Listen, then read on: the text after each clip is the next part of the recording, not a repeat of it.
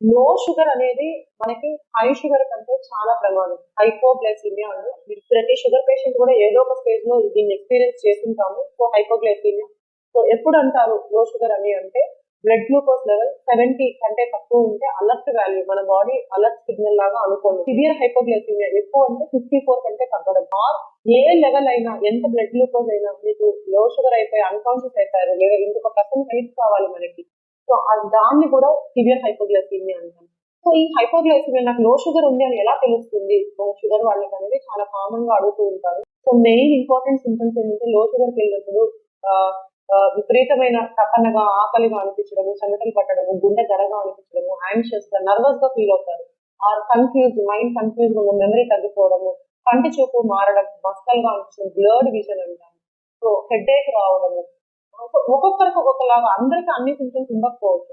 ఇలా అనిపించినప్పుడు వెంటనే ఏదైనా మీరు తీసుకుంటే మీకు ఆ సింటమ్స్ అన్ని తగ్గిపోయాయి అనుకోండి, ఒక 5-10 minutes ఇమీడియట్ రిలీఫ్ వచ్చేసింది అనుకోండి, ఖచ్చితంగా అది లో షుగర్ వల్లే జరిగింది అని అనుకోండి. అండ్ కొంతమందికి ఈ లో షుగర్ ఎస్పెషల్లీ ఎల్డర్లీలో అండ్ పెద్దవాళ్ళలో అండ్ ఎక్కువ సార్లు లో షుగర్ అయింది అనుకోండి, 2-3 సార్లు, లేదా విపరీతంగా ఎక్కువ సార్లు, వారానికి 2-3 సార్లు, సో అలా ఇయర్కి తీసుకుంటే చాలా సార్లు అయ్యే వాళ్ళలో ఒక ఎంటిటీ హైపోగ్లైసిమిక్ అన్అవేర్నెస్ అంటాం. సో అటనామిక్ న్యూరోపతి వల్ల వీళ్ళకి అసలు లో షుగర్ అవుతుంది అనే ఈ సింటమ్స్ ఇందాక నుంచి చెప్పిన సింటమ్స్ ఏవి కనిపించకపోవచ్చు, బట్ స్టిల్ లోపల లో షుగర్ అయ్యుండొచ్చు.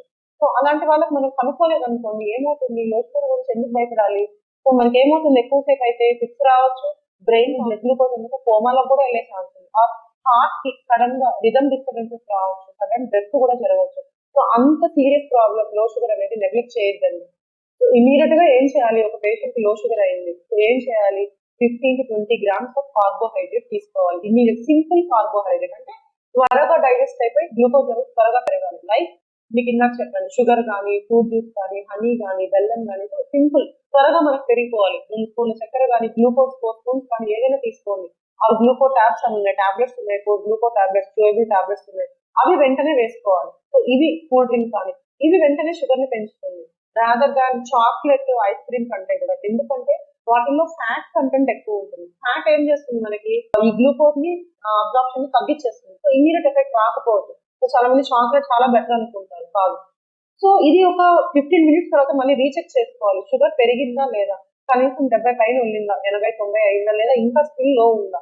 సో స్టిల్ లో ఉంటే ఏం చేయాలి, ఇంకొకసారి మళ్ళీ ఇవ్వండి, మళ్ళీ 15 గ్రాముల పిండి పదార్థం ఇందాక నేను చెప్పిన సింపుల్ కార్బోహైడ్రేట్ ఇవ్వండి. సో స్టిల్ పెరగలేదు, మళ్ళీ 15 minutes తర్వాత చెక్ చేసుకోవాలి. సో రూల్ ఆఫ్ 15 అంటాం దీన్ని. సో స్టిల్ పెరగలేదు అంటే వెంటనే డాక్టర్ దగ్గరికి వెళ్ళి, హాస్పిటల్కి వెళ్ళి గ్లూకోజ్ వీన్ ద్వారా పెడతాము. సో 25% ఎక్స్పోజ్ అనేది ఇమీడియట్లీ ఇస్తాము. సో అది డాక్టర్ పర్యవేక్షణలో మీకు ట్రీట్మెంట్ ఉంటుంది.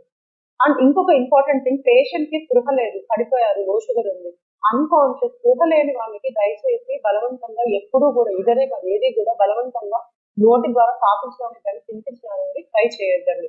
సో ఎందుకంటే వాళ్ళకి అవి మనకి ఈసోఫైగస్ స్టమక్ లో వెళ్ళాల్సింది మీకు లంగ్స్ లోకి వెళ్తుంది. సో ఆస్పిరేషన్ జరగచ్చు. సో అది చాలా సీరియస్ ప్రాబ్లం అవుతుంది. సో అలాంటి వాళ్ళని ఇమీడియట్ గా హాస్పిటల్ తీసుకెళ్లి మీరు ట్రీట్మెంట్ తీసుకోవాలి లో షుగర్ కి.